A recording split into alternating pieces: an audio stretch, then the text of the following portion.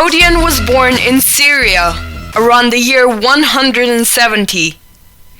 It is considered he had Greek origins. For some time he lived in Rome, where he wrote an impressive history worth in 8 books, dedicated to the history of Rome. Herodian passed away around 240. Regarding Herodian's writings about the subject we're covering, we will say that this ancient author also treated the Macedonians as a separate nation very clearly. And he pointed that out very precisely. We will list several examples. In the first book, chapter 3, Herodian mentions the Macedonian Ptolemaic dynasty which ruled Egypt at the time. Herodian writes the following about the king Ptolemy. Ptolemy too, contrary to the laws of the Macedonians and the Greeks, went so far as to marry his own sister.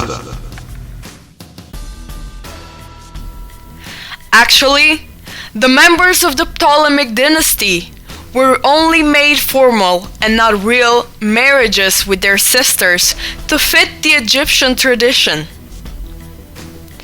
What is interesting in this sentence is that Herodian separated the Macedonians from the Greeks, saying that they have their own laws. Of course, he was referring to the Macedonians and the Greeks that lived in Egypt. This testimony has even bigger value because Herodian himself had Greek origins. In the third book, chapter 2, Herodian is still very clear when pointing out the specialness of the Macedonians and the Greeks. He criticizes the Greeks and says that they would always argue with each other. They were jealous of each other, and they were looking for ways to destroy anyone that succeeded in life. Because of this, he says that the Greeks fell as a nation, destroyed by their own greed and evil, so they became very easy prey for the Macedonians, and later for the Romans too. Here we read, "This is an ancient failing of the Greeks, the constant organizing of factions against each other, and their eagerness to bring about the downfall of those who seem superior to them, have ruined Greece. Their ancient quarrels and internal feuds had made them easy prey to the Macedonians and slaves to the Romans, and this curse of jealousy and envy has been handed down to the flourishing Greek cities of our own day." No further comment is needed here really. Herodian clearly points out the 3 different nations here: Macedonians, Romans, and Greeks. The Greeks, of course, falling under the Macedonian and later Roman domination.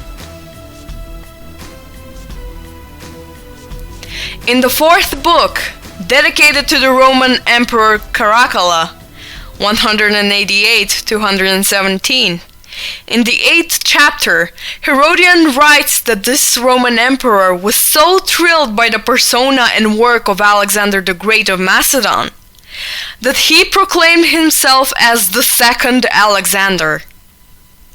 Here we read, "Caracalla, after attending the matters in the garrison camps along the Danube River, went down into Thrace at the Macedonian border, and immediately he became Alexander the Great. To revive the memory of the Macedonian in every possible way, he ordered statues and paintings of his hero to be put on public display in all cities.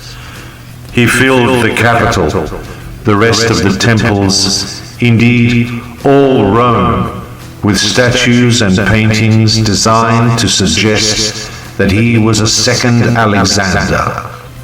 Caracalla himself went about in Macedonian dress, affecting especially the broad sun hat and short boots. He enrolled picked youths in a unit which he labelled his Macedonian phalanx. Its officers bore the names of Alexander's generals. This almost unbelievable testimony is significant in many bases. First, it speaks about the great appeal Alexander the Great had even amongst some Romans in the highest position. Let's remind ourselves that it took great effort for Romans to conquer Macedonia. But that didn't stop some of the newer generations to admire the great Macedonian king. Furthermore, Herodian mentions a special kind of Macedonian outfit, which Caracalla dressed up in, and also gives more detail connected to the way the Macedonians dressed: special hat and short boots. We see that Caracalla rapidly started to worship Alexander after he came near Macedonia, which in his time was already 3.5 centuries under Roman reign. This means that at the time the memory of Alexander the Great of Macedon was still very strong among the Macedonians, so Caracalla took it from them.